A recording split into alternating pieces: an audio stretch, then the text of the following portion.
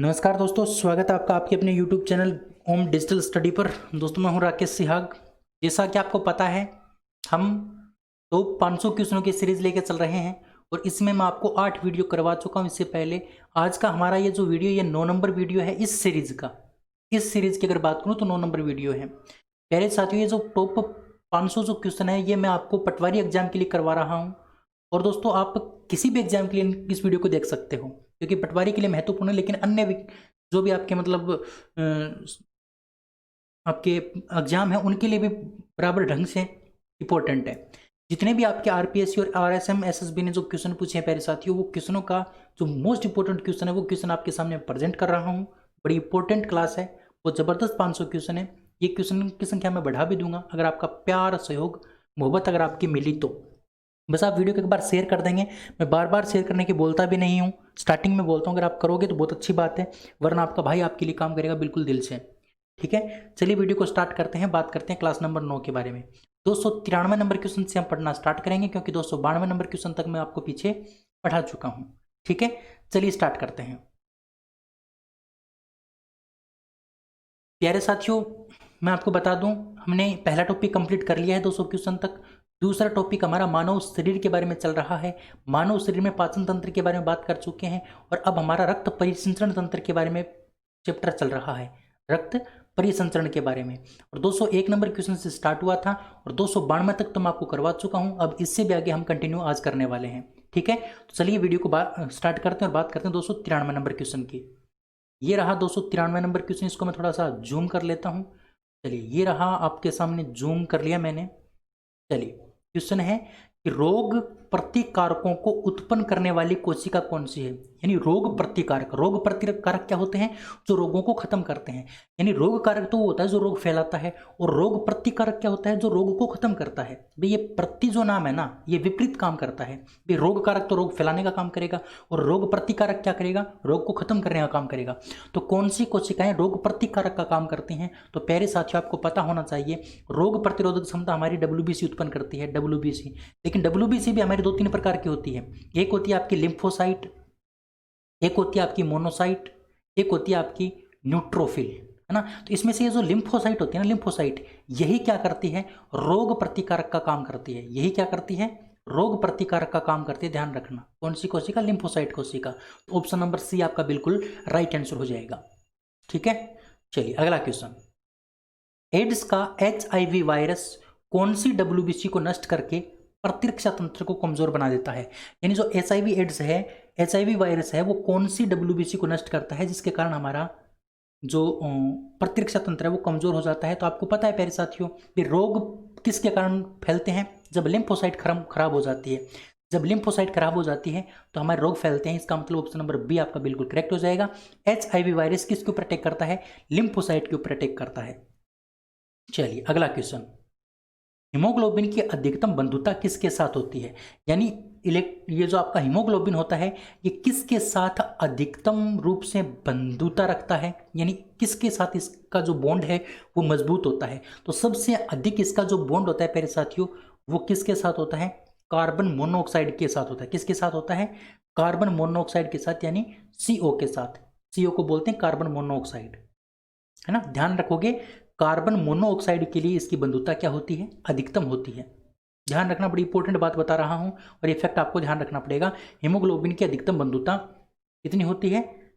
CO के साथ। CO के लिए सबसे अधिकतम बंधुता होती है। अच्छा, हीमोग्लोबिन की अगर बात करते हैं, तो हीमोग्लोबिन की अगर बात करते हैं तो हीमोग्लोबिन का एक अणु एक साथ कितने ग्राम ग्लूकोज को लेके जाने का काम करता है, या फिर कितने ग्राम ऑक्सीजन को ले जाने का काम करता है? तो 1.36 ग्राम। ये क्वेश्चन मैं आपको आगे करवा दूंगा, लेकिन ये क्वेश्चन कई बार पूछा गया है कि हीमोग्लोबिन अपने साथ, हीमोग्लोबिन का एक अणु, इस हीमोग्लोबिन का एक अणु अपने साथ कितने ग्राम ऑक्सीजन को ले जाने का काम करता है?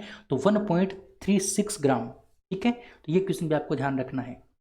हीमोग्लोबिन के अंदर कौन सी धातु पाई जाती है? तो आपकी आयरन धातु पाई जाती है, आयरन धातु, है ना, लोहा धातु पाई जाती है। ये बात भी आपको ध्यान रखनी है। चलिए अगला क्वेश्चन। मानव रक्त का लाल रंग किसके कारण होता है? तो आपको पता है, हीमोग्लोबिन के कारण। हीमोग्लोबिन के कारण हमारे रक्त का रंग लाल होता है। मायोग्लोबिन नाम का आपका मांसपेशियों के अंदर पाया जाता है। किसके अंदर? मांसपेशियों के अंदर, है ना। मांसपेशियों में, मायोग्लोबिन मांसपेशियों में, ठीक है। ये बात आपको थोड़ी सी ध्यान रखनी है। उसके साथ हीमोग्लोबिन रक्त के अंदर होता ही है, और आपका हिपेरिन नाम का ये भी आपका रक्त में होता है, लेकिन ये क्या करता है, हिपेरिन नाम का जो प्रोटीन है प्यारे साथियों, ये रक्त प्रतिस्कंदन का काम करता है, प्रतिस्कंदन के रूप में काम आता है। प्रतिस्कंदन का मतलब जमने से रोकना। ये बात मैं आपको कल बता चुका हूँ अच्छे से डिटेल से, उम्मीद करता हूँ आपको ये बातें याद होंगी। नेक्स्ट क्वेश्चन है कि हीमोग्लोबिन में कौन सा तत्व पाया जाता है। हीमोग्लोबिन के अंदर कौन सा तत्व होता है, अभी अभी मैंने बताया था, लोहा तत्व होता है। हीमोग्लोबिन के केंद्र में, हीमोग्लोबिन के सेंटर में कौन सी धातु होती है, तो आपकी आयरन धातु होती है, Fe धातु होती है, या फिर फेरस भी इसको बोल सकते हैं। क्या बोल सकते हैं, इसको फेरस भी बोल सकते हैं। लोहा, आयरन या फिर फेरस, एक ही बात है। तो हीमोग्लोबिन में आपका होता है लोहा तत्व, ठीक है। चलिए आगे बढ़ते हैं। सॉरी, हाँ, अगला क्वेश्चन है कि मानव शरीर में कोलेस्ट्रॉल का सामान्य स्तर कितना होता है। जो मानव शरीर होता है उसके अंदर कोलेस्ट्रॉल जो होता है ना, कोलेस्ट्रॉल, उसका सामान्य स्तर कितना होता है, सामान्य स्तर। तो भाई सामान्य स्तर जो होता है वो आपको ध्यान रखना है, कितना होता है, 180 से लेके 200 मिलीग्राम, 180 से 200 मिलीग्राम तक क्या होता है, सामान्य स्तर होता है आपका कोलेस्ट्रॉल का एक सामान्य व्यक्ति के अंदर। एक सामान्य व्यक्ति के अंदर जो सामान्य कोलेस्ट्रॉल का जो स्तर है वो 180 से 200 ग्राम होता है।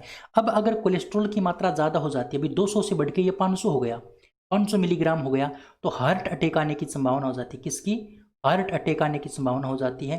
तो ध्यान रखना, हार्ट अटैक किसकी वजह से आता है, कोलेस्ट्रॉल के जम जाने से। यानी कोलेस्ट्रॉल क्या करता है, आपका जो धमनियाँ होती हैं उसके अंदर जम जाता है, और वहाँ पर इस प्रकार से क्लॉटिंग बना लेता है ये, तो रक्त आगे नहीं जा पाता, और रक्त आगे नहीं जा पाएगा तो इस हार्ट यानी हमारे हृदय के ऊपर क्या पड़ेगा, अटैक पड़ेगा, और उससे व्यक्ति की क्या हो जाती है, मृत्यु हो जाती है, ठीक है। ये सामान्य स्तर होता है, इससे ज़्यादा बढ़ने पर, इससे ज़्यादा अगर हो जाता है तो हार्ट अटैक आने की संभावना हो जाती है। अगला क्वेश्चन, वयस्कों में खाली पेट रुधिर ग्लूकोज स्तर होता है।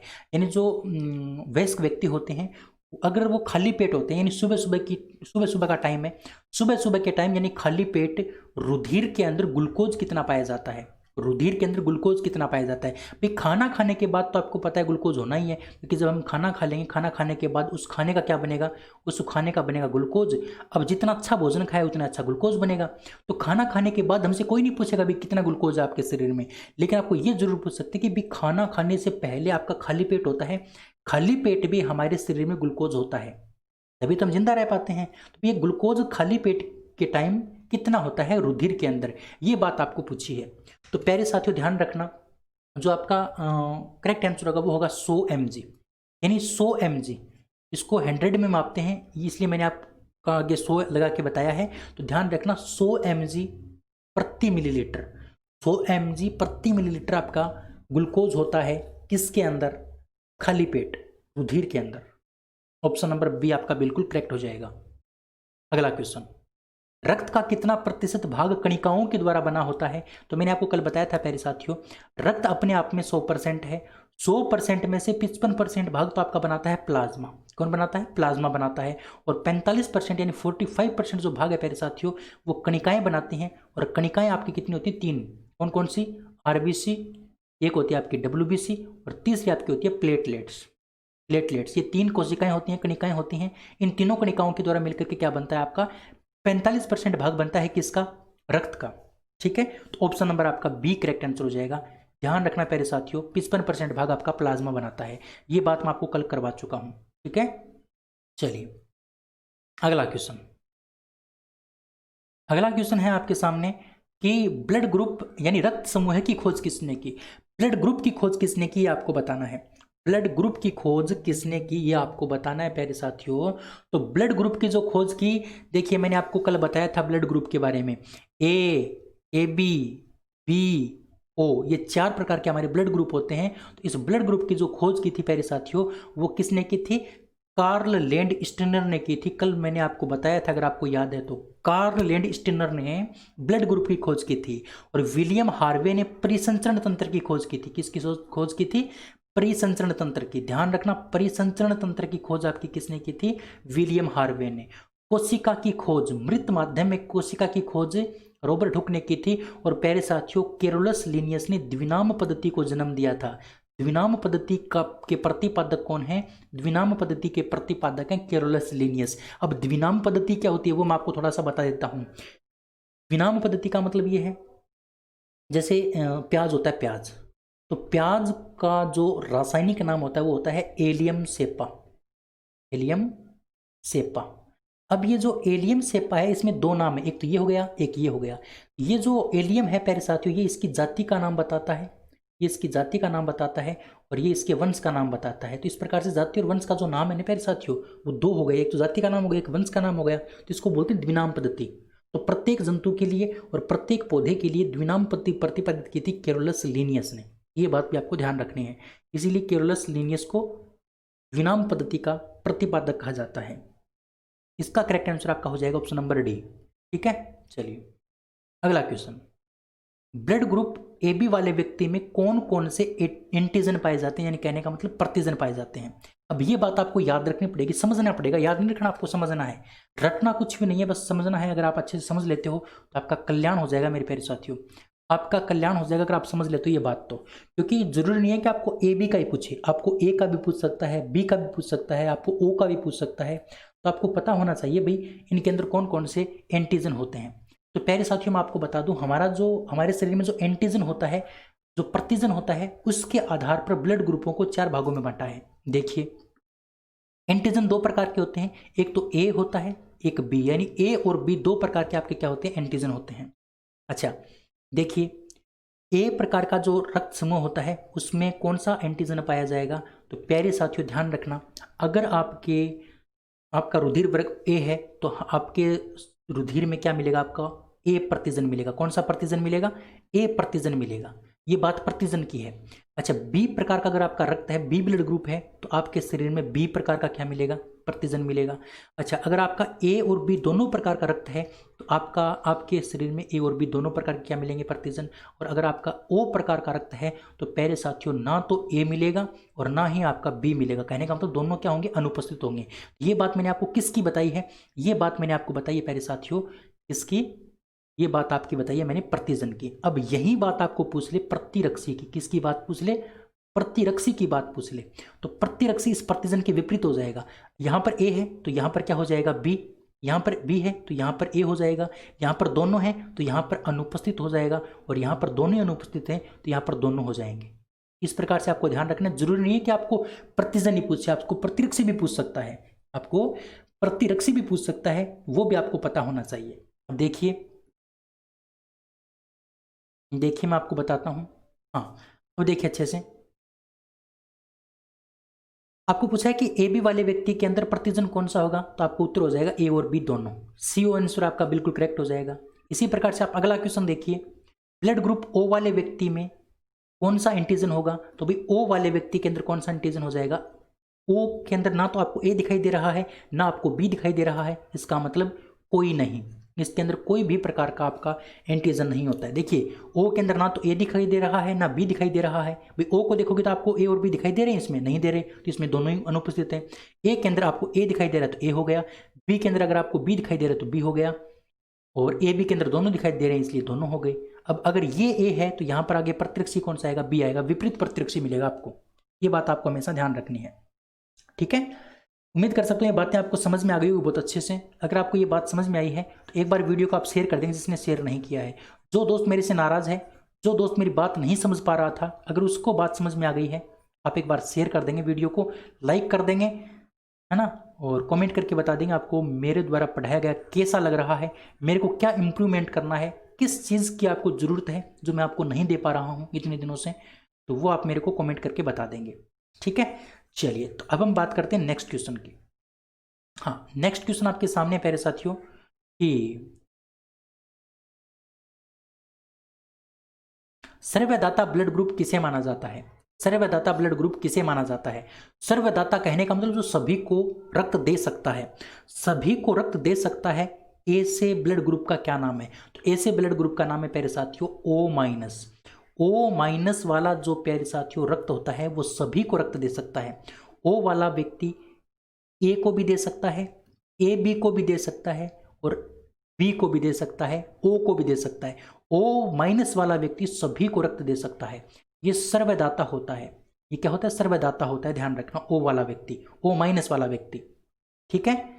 अच्छा, यहां पर पूछा आपको कि सर्वग्राही ब्लड ग्रुप किसे माना जाता है। सर्वग्राही ब्लड ग्रुप यानी जो सभी से रक्त ग्रहण कर सकता है, सभी से रक्त ग्रहण कर सकता है, उसका नाम है AB plus. AB plus, AB plus वाला व्यक्ति सभी से रक्त ग्रहण कर सकता है, चाहे वो O हो, चाहे वो AB हो, चाहे वो B हो, चाहे वो A हो, सभी से रक्त ग्रहण कर सकता है, उसको बोलते हैं AB वाला व्यक्ति, AB ब्लड ग्रुप।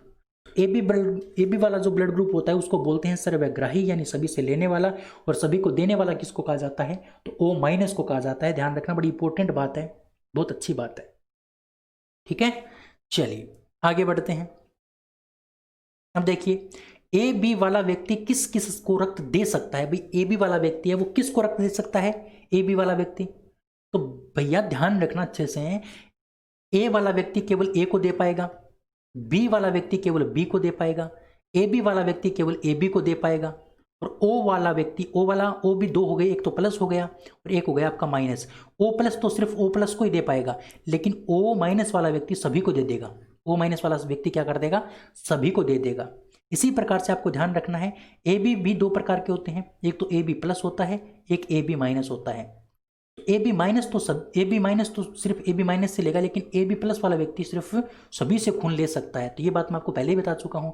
AB वाला व्यक्ति केवल AB को ही दे सकता है। ऑप्शन नंबर डी आपका बिल्कुल करेक्ट हो जाएगा, इसमें कोई जोड़ नहीं है, इसमें कोई डाउट नहीं होना चाहिए। AB वाला व्यक्ति AB से, B वाला B से, C वाला D आपका जो O वाला O से, A वाला A से, और O माइनस वाला सभी को दे सकता है, AB प्लस वाला सभी से ले सकता है। ये दो बात आपको अलग से ध्यान रखनी है, तो इसमें कोई जोड़ आपको नहीं होना चाहिए। अगला क्वेश्चन 307 नंबर क्वेश्चन, यदि माता पिता का ब्लड ग्रुप A यदि पिता का ब्लड ग्रुप तो A है और माता का ब्लड ग्रुप B है, तो इनसे होने वाली संतानों में कौन कौन से, ये हिंदी के अंदर लिखा था इसलिए यहां पर नाम आएगा ब्लड ग्रुप, कौन कौन सा ब्लड ग्रुप हो सकता है, कौन कौन सा ब्लड ग्रुप हो सकता है। थोड़ी हिंदी टाइपिंग में इसी प्रकार से लिखा जाता है ब्लड को इंग्लिश में, तो ये थोड़ा हिंदी में लिखने के टाइम ये रह गया, हिंदी के अंदर इसको इंग्लिश में करना था, तो इसके लिए मैं क्षमा चाहूंगा, लेकिन मैंने आपको बता दिया इसका मतलब है ब्लड ग्रुप। ध्यान रखना, अब समझना इस बात को, भाई माता का ब्लड ग्रुप तो आपका B दे रखा है, पिता का ब्लड ग्रुप A दे रखा है। अब ये बताना है कि इनसे जो संतान उत्पन्न होगी उसमें कौन कौन सा ब्लड ग्रुप हो सकता है। अब ऐसे क्वेश्चनों को करने के लिए जरूरी नहीं है आपको यही क्वेश्चन पूछे, आपको यहाँ पर कुछ भी दे दें, यहाँ पर A की बजाय B दे दें, आप यहाँ पर B की बजाय आपको दे दें O दे दें, तो आप कैसे करोगे। तो आपको ये बात समझ में आनी चाहिए। वैसे मैं इसका आंसर तो बता दूंगा, लेकिन ये बात आपको प्यारे साथियों समझ में आनी चाहिए। अच्छा, इसके लिए आपको करना क्या है, अच्छे से बताऊंगा, बहुत अच्छे से समझना इस बात को। इन प्रकार के क्वेश्चनों को आप किस प्रकार से करोगे, कभी भी आपका गलत नहीं होगा अगर मैं जो बातें बता रहा हूं वो अगर आप सीख लेते हो तो। अच्छा, इस प्रकार के क्वेश्चनों को करने के लिए, इस प्रकार के क्वेश्चनों को करने के लिए आप लिख लोगे पहले, फादर का हमें क्या दे रखा है, फादर का जो दे रखा है प्यारे साथियों वो A ब्लड ग्रुप दे रखा है, और मदर का आपको क्या दे रखा है, मदर का दे रखा है B प्रकार का ब्लड ग्रुप, ये हमें पता है। अब हमें ये पूछा है कि ये जो फादर और मदर हैं यानी माता और पिता हैं, इन दोनों से किस प्रकार के ब्लड ग्रुप के बच्चे पैदा हो सकते हैं। अब हमें इनका डायग्राम बनाना पड़ेगा, और डायग्राम बनाने के लिए क्या करना है, तो प्यारे साथियों इनका डायग्राम बनाने के लिए, इनके संतान का पता लगाने के लिए हमें क्या करना पड़ेगा, हमें इनके एंटीजन का जीन प्रारूप पता होना चाहिए, इसके प्रतिजन का जीन प्रारूप पता होना चाहिए। अच्छा, जीन प्रारूप कैसे निकालेंगे वो एक साइड में आपको बता देता हूं। देखिए, यहां पर आपका A प्रकार का ब्लड ग्रुप है, तो इसके अंदर प्रतिजन कौन सा होगा आप बताओगे मुझे। तो अगर A प्रकार का ब्लड ग्रुप है तो इसके अंदर कौन सा प्रतिजन होगा, A प्रतिजन, और इसके अंदर कौन सा प्रतिजन होगा, B प्रतिजन।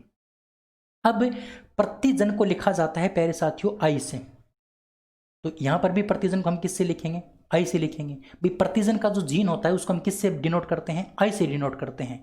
और जीन जो होता है ना वो हमेशा डबल रूप में पाए जाते हैं, किसके रूप में, जोड़े के रूप में होता है, तो मैंने जोड़ा ले लिया दोनों तरफ।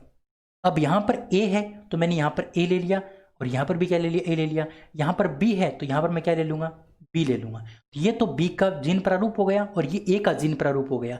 ये जीन प्रारूप आपको निकालना आना चाहिए। अब आप ये भी बोल सकते हो सर यहाँ पर आप हमें AB का निकाल के दिखाओ, AB जो साथ में होता है ना उनका निकाल के दिखाओ। तो देख लो, इसके लिए हम क्या करेंगे, 2 I लिख लेंगे। अब एक के ऊपर A लगा देंगे, दूसरे के ऊपर B लगा देंगे, क्योंकि ये तो दोनों के ऊपर A नहीं लगा सकते, क्योंकि दोनों के ऊपर A है तो किसके ऊपर आता है, जब A ब्लड ग्रुप हो दोनों के ऊपर बी कब आएगा? जब बी ब्लड ग्रुप हो। अगर ए बी हो गया ना तो एक के ऊपर ए आ जाएगा और एक के ऊपर क्या आ जाएगा? बी आ जाएगा। अब आप ये भी कह सकते हो सर ओ का निकाल के बताओ। चलिए ओ का बता देता हूँ। तो ओ का निकालने के लिए आपको क्या करना पड़ेगा साथियों? ओ का निकालने के लिए आपको पता है इसके अंदर ना तो ए है, भाई आई तो मैंने लिख लिया, लेकिन यहाँ पर ना तो ए है ना बी है, इसलिए मैं ना तो यहाँ पर ए लगा पाऊंगा ना बी लगा पाऊंगा। इसलिए हम क्या करेंगे, इस बड़े आई का प्रयोग नहीं करेंगे, इसकी जगह हम क्या कर लेते हैं, दो छोटे आई ले लेते हैं। किसके रूप में? ओ ब्लड ग्रुप के जीन प्रारूप के रूप में छोटे आई ले लेते हैं। अब ये जो आपको बड़े वाला दिखाई दे रहा है ना, इसमें से आप क्या करोगे, एक तो बड़ा भी लिख सकते हो, एक तो बड़ा लोगे आप, एक छोटा भी लिख सकते हो, ये भी मान सकते हो। तो ए के आपके दो हो गए, ए के जीन प्रारूप दो हो गए, एक तो ये हो गया, एक नंबर दो नंबर तो, और एक नंबर आपका ये हो गया। अभी चाहो तो ये ले सकते हो और चाहो तो आप ये ले सकते हो। इसी प्रकार का बी, आप बी का अगर आप करो ना तो बी का आप एक तो आप ले लो बड़े वाला और एक ले लो आप छोटा, ये भी कर सकते हो। तो इस बी के भी दो हो गए, बी के दो हो गए, ए के दो हो गए। ए बी का सिर्फ यही रहेगा, इसके अलावा कोई ब्लड ग्रुप नहीं होता है, यही होता है, मतलब जीन प्रारूप सिर्फ एक ही होता है। ए के दो होते हैं, बी के भी दो होते हैं, और ओ के भी सिर्फ एक ही होता है। ओ का एक होता है, ए बी के का एक होता है, लेकिन ए और बी का अलग अलग अगर बात करें तो दो दो होते हैं। ठीक है ना? तो ये बात थोड़ी सी आपको ध्यान रखनी है ना? चलिए, उम्मीद कर सकता हूँ ये बात आपको समझ में आ गई होगी। अब देखिए, इसका हमें जीन प्रारूप पता चल गया। अभी जीन प्रारूप हम किस प्रकार से निकालते हैं, अब हमें क्या करना है, अब हमें इनका डायग्राम बनाना है। अब हमें इनका डायग्राम बनाना है, तो चलिए एक बार फिर से बता देता हूँ थोड़ा सा। मैंने आपको ये बताया कि जो मदर है, मदर माता जी हैं, उनका ब्लड ग्रुप बी है, फादर का ए है, तो इसका जीन प्रारूप आपका हो जाएगा आई ए, इनका हो जाएगा आई बी। अगर आप चाहो तो इसको आप इस प्रकार से भी लिख सकते हो, आई बी और आई। अगर आप चाहो तो इसको आप आई ए और आई के रूप में भी लिख सकते हो, अगर चाहो तो, जरूरी नहीं लिखना, चाहो तो लिख सकते हो। अब देखिए इनका क्या बनाएंगे, जीन डायग्राम बनाएंगे। पहले हम पिताजी को ले लेते हैं, यहाँ पर हमने पिताजी को ले लिया और पिताजी का जीन प्रारूप हमने ले लिया आई ए। ठीक है, आई ए और आई ए ले लिया। अच्छा, दूसरा हम क्या करेंगे, दूसरा हमने ले लिया आई बी और आई बी, ये माता जी का था, ये हमने ले लिया। अब देखिए इनका आपस में क्या करवा दीजिए आप, इनका आपस में करवा दीजिए क्रॉस। तो आपने इसका और इसका क्रॉस करवाया तो क्या बना, आई ए आई बी। बना कि नहीं बना? बिल्कुल बना प्यारे साथियों, बना कि नहीं बना? बिल्कुल बना। समझ में आया होगा यहाँ तक? हाँ। उसके बाद देखिए आपने इसका इसके साथ करवा दिया प्यारे साथियों, तो क्या आ गया, आई ए आई बी। आया कि नहीं आया? आया। उसके बाद देखो आपने इसका इसके साथ करवाया तो क्या बना, आई ए आई बी। आया कि नहीं आया? और आपने इसका इसके साथ करवा दिया, क्या बना, आई ए आई बी। ये तो कब आया है, जब हमने सारे ही क्या लिए थे, बड़े लिए थे, सारे ही बड़े लिए थे। अब ये जीन प्रारूप किसका हो गया, अभी अभी मैंने बताया था, ये ए बी का है, ये भी आपका ए बी का है ना, और ये भी आपका ए बी का है, क्योंकि आई के ऊपर यहाँ पर ए लगा, यहाँ पर बी, तो ये भी आई बी का हो गया, और ये भी किसका हो गया, ए बी का हो गया। अब ये तो हमने बड़ा लेके लिया है, लेकिन एक हम छोटा लेके लेते हैं भाई, एक छोटा लेके देखते हैं, छोटा आई लेके देखते हैं, क्योंकि इसको हम दूसरे रूप में भी लिख सकते हैं और इसको भी दूसरे रूप में लिख सकते हैं।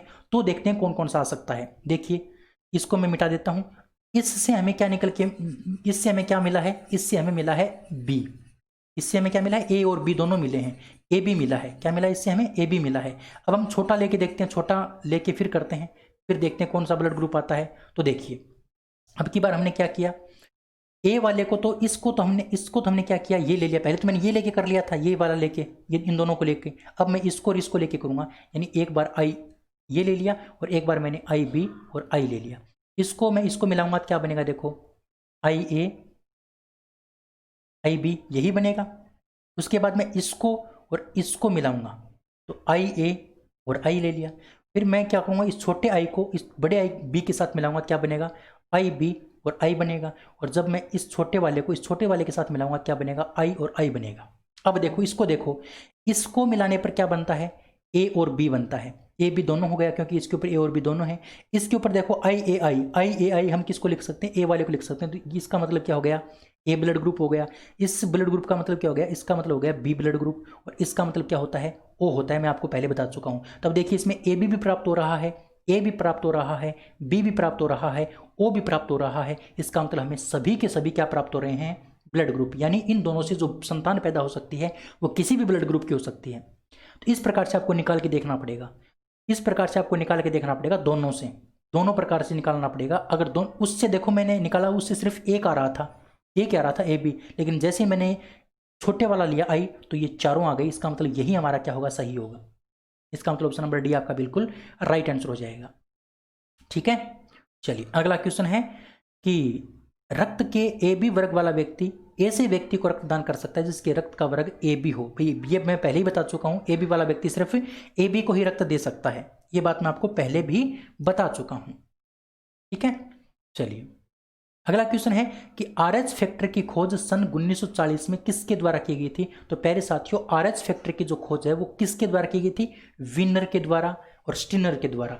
विनर और स्टिनर दोनों ने मिलकर के आरएच फैक्टर की खोज की थी, और स्टिनर एक अकेले ने रक्त समूह की खोज की थी, लेकिन दोनों ने मिलकर के आरएच कारक की खोज की थी। किसके अंदर प्यारे साथियों, आरएच कारक की खोज की थी एक बंदर के अंदर, और उस बंदर का नाम था मकाका रीसस नामक बंदर। क्या नाम था, मकाका रीसस बंदर, है ना, मकाका रीसस नाम का बंदर था, उसके अंदर आरएच फैक्टर की खोज की थी स्टिनर और विनर ने 1940 के अंदर। दोनों बातें आपको ध्यान रखनी है, उम्मीद कर सकता हूं बात आपको समझ में आ गई होगी। आरएच कारक की खोज सर्वप्रथम किसके ऊपर की गई थी। तो प्यारे साथियों, रीसस नाम के बंदर के ऊपर की गई थी 1940 में। स्टिनर और विनर इसके खोजकर्ता थे। अगला क्वेश्चन है, RH minus factor blood group में पाए जाने वाला एक प्रकार का क्या है। तो प्यारे साथियों, आरएच फैक्टर जो है ना, आरएच फैक्टर वो खून में पाया जाने वाला एक प्रकार का एंटीजन है। एक प्रकार का क्या है, एंटीजन, ध्यान रखना, एक प्रकार का एंटीजन है। यह भी एक प्रकार का प्रतिजन है। हमारे ब्लड में एक तो ए प्रकार का एंटीजन होता है, एक बी एंटीजन होता है, और एक आरएच नाम का भी क्या होता है, एंटीजन होता है। तो हमारे ब्लड में 3 प्रकार के एंटीजन होते हैं, ध्यान रखना है। आरएच, ए और बी, ये 3 प्रकार के एंटीजन हमारे खून के अंदर होते हैं। रहेगा अच्छे से याद, बिल्कुल। अगला क्वेश्चन, प्रतिजन वह पदार्थ है जो क्या करता है। तो प्यारे साथियों, जो प्रतिजन होता है ना, प्रतिजन वो एंटीबॉडी के निर्माण को उद्दीप्त करता है। एंटीबॉडी को क्या कहता है कि आप जल्दी से निर्मित हो जाओ और रोगों को खत्म कर दो। ये जो प्रतिजन होता है ना प्यारे साथियों, ये क्या होता है, ये प्रतिजन जो होता है वो लड़ाई शुरू करवाने वाला होता है। ये लड़ाई शुरू करवाने वाला होता है ना। जैसे ही मान लो क्या होता है कि मान लो कोई कैंसर का रोग है, कैंसर का रोग है, ठीक है, कैंसर का रोग हो गया, या फिर जुकाम, मान लो छोटी सी जुकाम का रोग ले लो आप, जुकाम है आपको, तो एक बार आपके जुकाम हो गई और आपने क्या ले ली, टेबलेट वगैरह ले ली, क्या ले ली, टेबलेट वगैरह ले ली, तो उस टेबलेट के जरिए आपके शरीर में जुकाम का क्या हो गया, प्रतिरक्षी यानी एंटीबॉडी विकसित हो गया। उस जुकाम का क्या हो गया, एंटीबॉडी विकसित हो गया। अब जैसे ही दोबारा अगर आपको जुकाम होगी ना, तो वो एंटीबॉडी सक्रिय हो जाएगा, और वो सक्रिय करने का काम कौन करेगा, ये प्रतिजन करेगा। पहले प्रतिजन आके इस एंटीबॉडी को कहेगा भाई साहब खड़े हो जाओ, आपके जीवाणु ने अटैक कर दिया है, तो ये एंटीबॉडी खड़ा होगा वापस और इसको क्या कर देगा, खत्म कर देगा। जैसे अभी वैक्सीन का निर्माण हो रहा है, किसका, कोरोना वैक्सीन का, तो वो क्या होगा, होता क्या है इस वैक्सीन का मतलब, तो मेरे साथियों वैक्सीन का मतलब टिक्का। टिक्का क्या है, समझना इस बात को। जैसे देखो, मान लो कोई व्यक्ति है, इस व्यक्ति के कोरोना का टिक्का लगा दिया, उस टिक्के का मतलब उसके अंदर क्या हो गए, उसके अंदर प्रतिरक्षी उत्पन्न हो गए। प्रतिरक्षी का मतलब उसके अंदर एंटीबॉडी विकसित हो गई। अब जैसे ही दोबारा अगर कोरोना का वायरस हमारे शरीर में घुसेगा ना, तो वो एंटीबॉडी क्या हो जाएंगे, विकसित हो जाएंगे, मतलब सक्रिय हो जाएंगे, और वो एंटीबॉडी उसको क्या कर देंगे, खत्म कर देंगे। इसीलिए टिक्का जरूरी होता है, जो हमारी लाइफ टाइम क्या करता है, उस हमारी रक्षा करता है। उस टिक्के के जरिए हमारे शरीर में लाइफ टाइम एंटीबॉडी बन जाते हैं। तो दोबारा अगर वो मतलब कोई वायरस वगैरह हमारे शरीर में अटैक करता है, तो वो प्रतिजन जो है ना, उस रोग के प्रतिजन होते हैं, वो उस प्रतिरक्षी को उद्दीप्त कर देते हैं, उसके निर्माण को उद्दीप्त कर देते हैं, जो पहले हमारे शरीर में मौजूद थे। ऑप्शन नंबर सी आपका क्या हो जाएगा, करेक्ट आंसर हो जाएगा। ध्यान रखना, बड़ी इंपॉर्टेंट बात है ये। अगला क्वेश्चन है कि शरीर में निम्न में से कौन से संक्रमण से हमारी रक्षा करता है, यानी कौन ऐसा है जो हमारे संक्रमण से रक्षा करता है। संक्रमण का मतलब है रोग, रोगों से रक्षा करने का काम कौन करता है, तो डब्ल्यूबीसी करता है। इसीलिए प्यारे साथियों, डब्ल्यूबीसी को सैनिक कोशिकाएं कहा जाता है। क्या कहा जाता है, सैनिक कोशिकाएं कहा जाता है डब्ल्यूबीसी को। ये बात आपको समझ में आ गई होगी। अगला क्वेश्चन है, प्रतिरक्षा का सर्वाधिक संबंध किससे है। भाई प्रतिरक्षा का सर्वाधिक संबंध मैंने आपको पहले भी बताया था, लिम्फोसाइट से है। लिम्फोसाइट सर्वाधिक प्रतिरक्षा का काम करते हैं हमारे शरीर में। ऑप्शन नंबर ए बिल्कुल करेक्ट हो जाएगा। कोलेस्ट्रॉल क्या है, कोलेस्ट्रॉल एक प्रकार का स्टेरॉइड हार्मोन होता है प्यारे साथियों। क्या होता है, स्टेरॉइड हार्मोन होता है कोलेस्ट्रॉल। ना तो ये हार्मोन है, ना विटामिन है, ना एंजाइम है, ये एक प्रकार का स्टेरॉइड हार्मोन है। ऑप्शन नंबर डी आपका बिल्कुल करेक्ट हो जाएगा। चलिए अगला क्वेश्चन, 316 नंबर क्वेश्चन, डब्ल्यूबीसी का बनना तथा आरबीसी का विनाश होता है वो कहां पर होता है? भाई डब्ल्यूबीसी तो वहां पर बनती है और आरबीसी वहां पर खत्म होती है, उसका नाम है प्लीहा। इसीलिए प्लीहा को कब्रिस्तान कहा जाता है, डब्ल्यूआरबीसी का। आरबीसी का कब्रिस्तान, आरबीसी का कब्रिस्तान किसको कहा जाता है? प्लीहा को। इस प्लीहा के साथ साथ में ये जो डब्ल्यूबीसी है ना, ये डब्ल्यूबीसी अस्थि मज्जा से भी बनती है। कहां से बनती है? अस्थि मज्जा से भी बनती है। अस्थि मज्जा प्लस प्लीहा दोनों मिलकर के डब्ल्यूबीसी का निर्माण करते हैं। लेकिन आरबीसी सिर्फ और सिर्फ कहां पर बनती है? अस्थि मज्जा में बनती है। लेकिन आरबीसी खत्म कहां पर होती है? प्लीहा में होती है। इसीलिए प्लीहा को आरबीसी का कब्रिस्तान कहा जाता है। यह बात आपको ध्यान रखनी है। अगला क्वेश्चन है कि जब रक्त में O2 की सांद्रता में कमी आती है, जब रक्त में किसकी सांद्रता में? O2 की सांद्रता में कमी आती है तो श्वास की गति क्या होगी? भाई O2 यानी ऑक्सीजन की सांद्रता में कमी आ जाएगी, हमारे शरीर में ऑक्सीजन की सांद्रता में कमी आ जाएगी तो हमारी श्वास गति क्या हो जाएगी? बढ़ जाएगी। भाई आपने देखा होगा प्यारे साथियों, अगर हमें सांस कम आता है तो हम जल्दी जल्दी सांस लेने की कोशिश करते हैं, इसलिए हमारी श्वास की गति क्या हो जाती है? बढ़ जाती है। तो ऑक्सीजन की सांद्रता में कमी आने के कारण अगर हमारे शरीर में ऑक्सीजन कम हो जाएगी प्यारे साथियों, तो हमें जल्दी जल्दी सांस लेना पड़ेगा पूर्ति करने के लिए, इसलिए हमारी श्वास गति क्या हो जाती है? बढ़ जाती है। ध्यान रखने वाली बात है, बड़ी इंपॉर्टेंट बात है। अगला क्वेश्चन है कि विश्व में कितने प्रतिशत लोग RH+ वाले हैं? यहां पर RH+ आएगा, RH+ वाले हैं। विश्व में कितने प्रतिशत लोग RH+ वाले हैं, यानी जिनके अंदर RH कारक पाया जाता है? भाई देखो, दो कंडीशन होती हैं, या तो आपको RH कारक मिलेगा या RH कारक नहीं मिलेगा। तो आपको यही पूछा है कि कितने प्रतिशत लोग विश्व में ऐसे हैं जिनके अंदर RH कारक मौजूद होता है। तो 85% लोग ऐसे हैं जिनके खून में RH कारक पाया जाता है और 15% लोग ऐसे होते हैं जिनके खून में RH कारक नहीं पाया जाता। अब आपके दिमाग में आया होगा कि सर एक तो A प्रकार का होता है, इसको हमने दो रूप से लिखते हैं, एक तो A+ रूप में लिखते हैं, एक A- रूप में लिखते हैं। एक इसी प्रकार से B होता है, इसको भी हम B+ और B- के रूप में लिखते हैं। तो ये प्लस और माइनस क्यों आता है? ये प्लस माइनस प्यारे साथियों RH के कारण आता है। अगर आपके खून में RH है, अगर आपके खून में RH है तो आपके खून को प्लस वाला कहेंगे। अगर आपके RH नहीं है, अगर आपके RH नहीं है तो आपके खून को हम क्या कहेंगे? माइनस वाला कहेंगे। ठीक है ना? तो ये बात आपको ध्यान रखनी है। चलिए अगला क्वेश्चन, जिन व्यक्तियों के रक्त में RH- फैक्टर अनुपस्थित होता है तो उनका ब्लड ग्रुप कैसा होगा?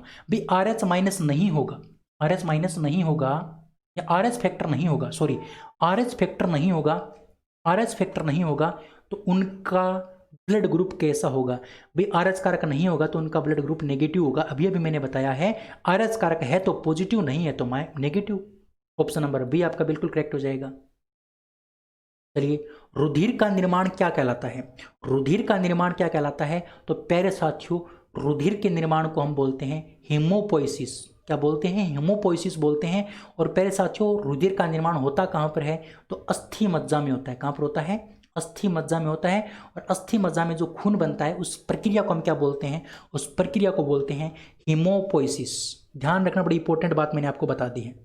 ठीक है, चलिए अगला क्वेश्चन है कि आरबीसी में हीमोग्लोबिन की प्रतिशतता कितनी होती है? जो आपकी आरबीसी होती है उस आरबीसी के अंदर कितना प्रतिशत आपके हीमोग्लोबिन होता है? तो 34%, यानी 48% हीमोग्लोबिन पाया जाता है आरबीसी के अंदर। ये आंकड़ा आपको ध्यान रखना, बड़ा इंपॉर्टेंट आंकड़ा है प्यारे साथियों। कितने परसेंट? 34% हीमोग्लोबिन आपका आरबीसी में पाया जाता है। अगला क्वेश्चन है कि हार्ट यानी हृदय और उसकी बीमारियों के अध्ययन से संबंधित विज्ञान को क्या कहा जाता है? यानी हृदय का अध्ययन कौन सी विज्ञान में किया जाता है? तो हृदय का जो अध्ययन है प्यारे साथियों वो कार्डियोलॉजी में किया जाता है। कौन सी विज्ञान में? कार्डियोलॉजी के अंदर। कार्डियोलॉजी के अंदर आपका हृदय का अध्ययन किया जाता है। हिपेटोलॉजी में आपका लीवर का अध्ययन होता है प्यारे साथियों। हिमेटोलॉजी में आपका रक्त का अध्ययन होता है। और प्यारे साथियों, ऑस्टियोलॉजी में आपका हड्डियों का अध्ययन होता है, अस्थियों का अध्ययन होता है। ठीक है, ये सारी बातें आपको ध्यान रखनी है। अगला क्वेश्चन है कि हृदय को घेरे रहने वाली झिल्ली क्या कहलाती है? भैया हमारा हृदय है और इस हृदय के चारों ओर एक झिल्ली पाई जाती है, उस झिल्ली का क्या नाम है? हृदय के चारों ओर जो झिल्ली पाई जाती है उस झिल्ली को क्या कहा जाता है? तो उस झिल्ली को कहा जाता है पेरिकार्डियम। ध्यान रखना प्यारे साथियों, पेरिकार्डियम इस बाहरी की झिल्ली को बोलते हैं। जो ये बाहरी झिल्ली होती है, इस बाहरी झिल्ली को हम क्या बोलते हैं? पेरिकार्डियम बोलते हैं, जो हृदय के चारों ओर पाई जाती है। अगला क्वेश्चन है 324 नंबर क्वेश्चन कि रुधिर दाब किसके द्वारा मापा जाता है? जो ब्लड प्रेशर होता है, ब्लड प्रेशर को किसके द्वारा मापते हैं? तो प्यारे साथियों, ब्लड प्रेशर को स्फैग्मोमेनोमीटर के द्वारा मापा जाता है। किसके द्वारा? स्फैग्मोमेनोमीटर के द्वारा मापा जाता है, ध्यान रखना। स्टेथोस्कोप के द्वारा हृदय की गति को या फिर श्वास गति को मापते हैं। हृदय गति या फिर श्वास गति को मापते हैं, हृदय की धड़कन को मापते हैं, हृदय की धड़कन गति को मापते हैं स्टेथोस्कोप के द्वारा। हीमोग्लोबिनोमीटर के द्वारा हीमोग्लोबिन मापा जाता है आपका। और स्पायरोमीटर के द्वारा क्या मापा जाता है, ये मैं आपसे पूछना चाहूँगा। जिसने भी वीडियो लास्ट तक देखा है, अगर आपने वीडियो लास्ट तक देखा है तो आप इसका आंसर दोगे कॉमेंट बॉक्स में कॉमेंट करके। मैं देखना चाहूँगा कितने दोस्त मेरे इस वीडियो को देख रहे हैं लास्ट तक, कमेंट करके दोगे आप। आपकी कमेंट का मैं इंतजार करूंगा और इसका आंसर मैं आपको बाद में बताऊंगा। आपको देना है इसका आंसर। एक क्वेश्चन मैंने आपसे पूछा है, स्पायरोमीटर में किसका अध्ययन किया जाता है? ठीक है, स्पायरोमीटर के द्वारा किसको मापा जाता है? अगला क्वेश्चन है कि एक सामान्य वयस्क व्यक्ति का रुधिर दाब कितना होता है? रुधिर दाब दो प्रकार का होता है, एक तो होता है प्रकुंचन और एक होता है प्यारे साथियों आपका अनुशिथिलन। जो प्रकुंचन होता है उसका मान सबसे पहले लिखा जाता है और 2 नंबर पर आपका अनुशिथिलन का लिखा जाता है।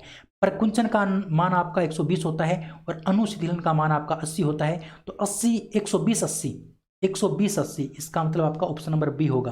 तो आप कंफ्यूज मत हो जाना, ये 80 पहले नहीं आएगा, पहले 120 आएगा। पहले किसको लिखते हैं? प्रकुंचन वाले को लिखते हैं, है ना। पहले प्रकुंचन वाले को लिखते हैं। प्रकुंचन का मतलब सिकुड़ना और अनुशीलन का मतलब फैलना। फैलेगा तभी जब सिकुड़ेगा। भी कोई पदार्थ फैलेगा कब? जब वो सिकुड़ेगा। तो सिकुड़ने का पहले लिखते हैं, उसके बाद हम फैलने वाले को लिखते हैं। तो 120 80 mm SG आपका क्या हो जाएगा? सामान्य व्यक्ति का ब्लड ग्रुप हो जाएगा, रुधिर दाब हो जाएगा, ब्लड प्रेशर हो जाएगा। ठीक है, तो प्यारे साथियों आज मैंने आपको 325 नंबर क्वेश्चन तक करवा दिए हैं। इससे आगे हम करेंगे कल। उम्मीद कर सकता हूँ आपको क्लास बहुत अच्छी लगी होगी। प्यारे साथियों इसी प्रकार की क्लास मैं आपको रोजाना देता रहूँगा। कोई भी आपको डाउट नहीं छोड़ूंगा मेरी तरफ से। फिर भी अगर आपको कोई डाउट रह जाता है तो आप कमेंट कर सकते हैं। अगली क्लास में आपका डाउट क्लियर करने की कोशिश करूंगा। और प्यारे साथियों जैसे ही एक क्वेश्चनों की सीरीज कंप्लीट होगी उसके बाद मैं थ्योरी क्लास स्टार्ट करूंगा। और ये जो थ्योरी क्लास होगी ये भी बहुत इंपॉर्टेंट होगी आपकी हर एग्जाम की दृष्टि से। थ्योरी क्लास भी आपके लिए बहुत इंपॉर्टेंट होगी, बहुत ही बेसिक से हाई लेवल तक आपको मैं थ्योरी करवाने वाला हूँ। लेकिन आपको साथ देना पड़ेगा, आपको प्यार प्रेम देना पड़ेगा इस क्लास को, तभी मैं करवा पाऊंगा, वरना करवाना मुश्किल है। आपको वीडियो शेयर करना पड़ेगा, अपने दोस्तों को जोड़ना पड़ेगा, तभी मैं आपके लिए कुछ कर पाऊंगा। ठीक है, तो आज के इस वीडियो में इतना ही। अगले वीडियो में फिर मिलते हैं, तब तक के लिए जय हिंद, जय Bharat, thank you, bye bye.